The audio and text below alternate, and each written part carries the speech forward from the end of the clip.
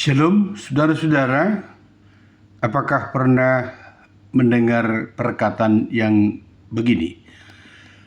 Mental budak atau mental orang merdeka? Ya, saya kira kita pernah mendengarkan itu.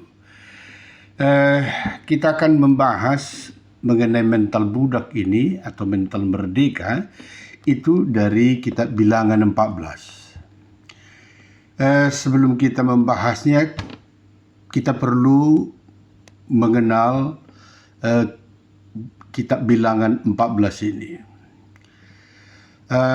Bilangan 14 adalah kisah tentang bangsa Israel yang sudah sangat dekat dengan tanah Kanaan. Jadi mereka sudah mau masuk ke tanah Kanaan, yaitu tanah perjanjian yang dijanjikan oleh Allah. Namun mereka gagal masuk karena ketakutan dan ketidakpercayaan mereka. Kita perlu melihat nanti kitab Bilangan pasal 13. Di situ menceritakan Musa mengutus 12 pengintai ke tanah Kanaan. Jadi ada 12 orang disuruh oleh Musa untuk mengintai, supaya mereka bisa menganalisa dan apa yang akan mereka lakukan. Jadi yang 12 orang itu mereka melihat ada tanah yang subur, hasil yang baik, tetapi juga mereka melihat ada manusia-manusia yang badannya besar dan kuat, tinggi. 10 pengintai membawa berita negatif. Apa itu?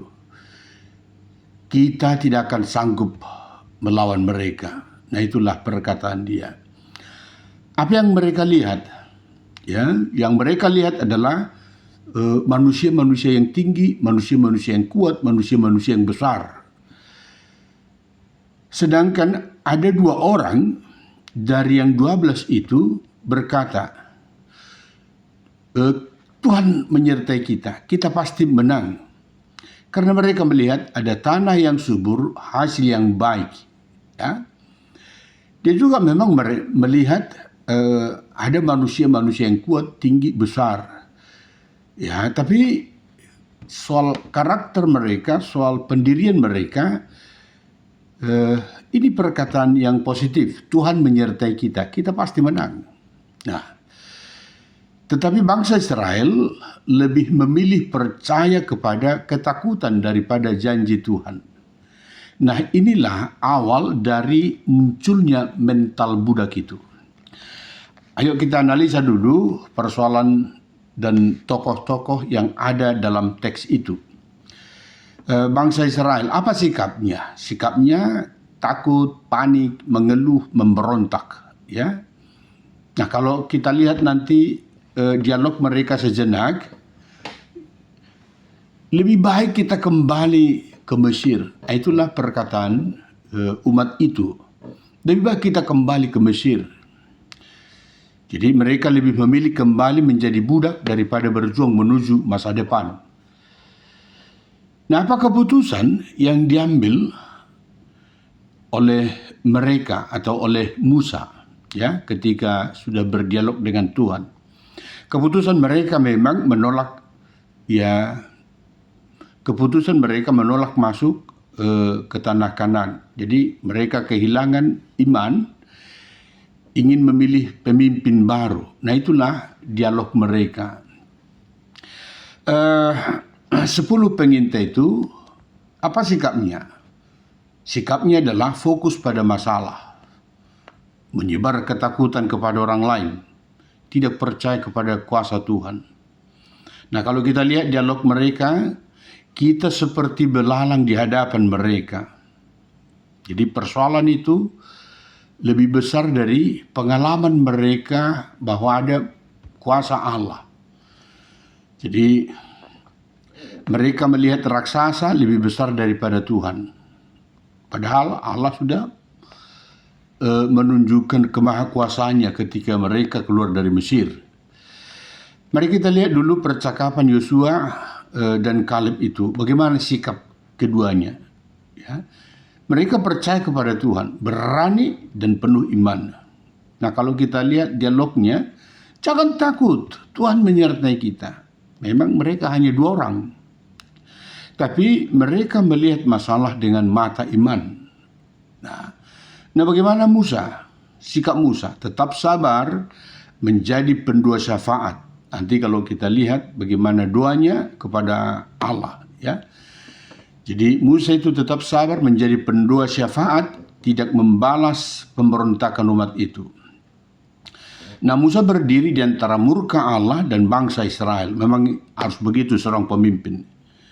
Ya, walaupun ada banyak suara yang menolak supaya mereka masuk ke tanah Kanaan, tapi dia lebih mendengarkan suara Allah. Dia lebih melihat bagaimana kuasa Allah yang sudah dia saksikan sendiri dengan matanya sendiri, ya. Dia menjadi pelaku sejarah. Nah, Musa berdiri di antara murka Allah dan bangsa Israel. Ia menunjukkan hati seorang pemimpin sejati. Nah, pemimpin sejati tidak hanya mendengarkan suara banyak orang, tapi dia harus lebih melihat bagaimana kuasa Allah yang sudah diperlihatkan dan dia sudah rasakan itu. Dia masuk kepada kuasa Allah itu. Dia menerima semuanya itu. Nah, kita belajar dulu pokok-pokok penting dari teks Bilangan 14 ini.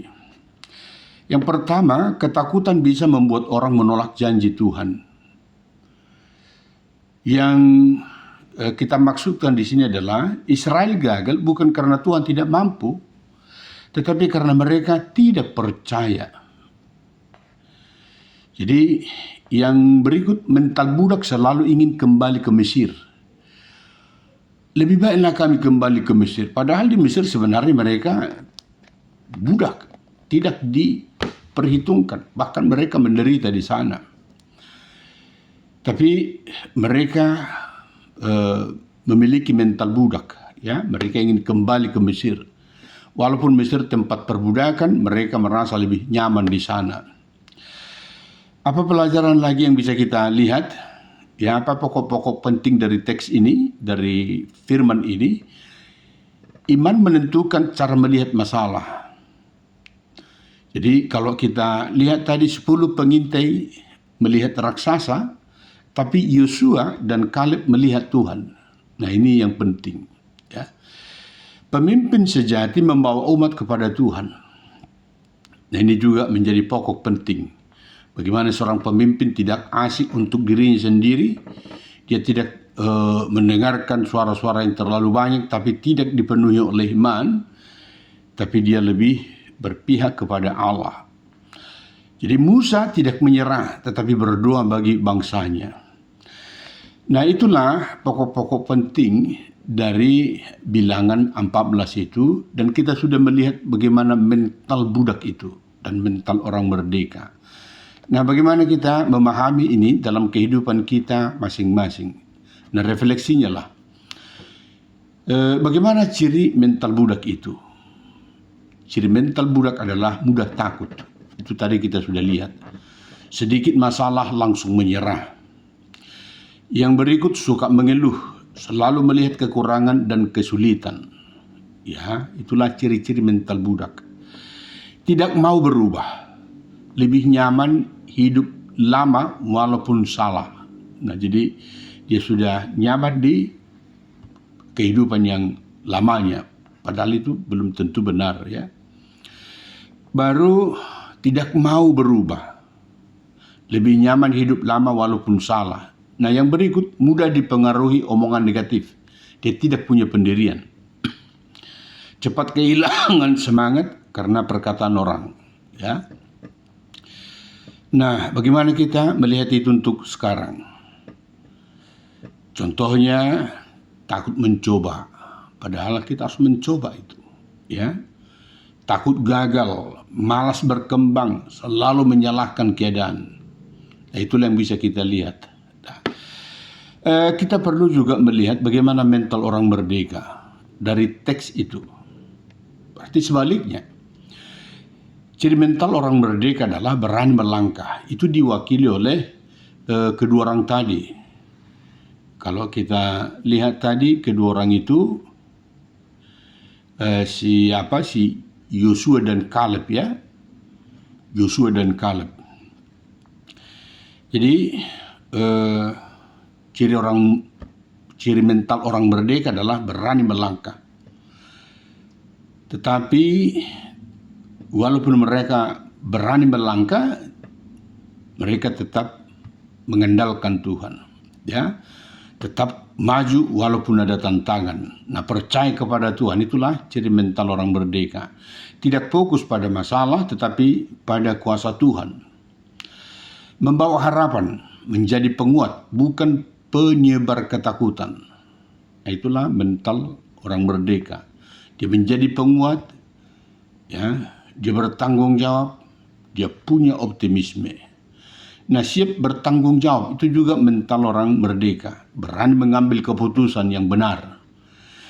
Nah, contohnya sekarang tetap setia melayani, tetap belajar walau sulit, tetap bangkit setelah gagal, tidak hidup dalam keluhan. Nah, bagaimana kita menyimpulkan teks ini?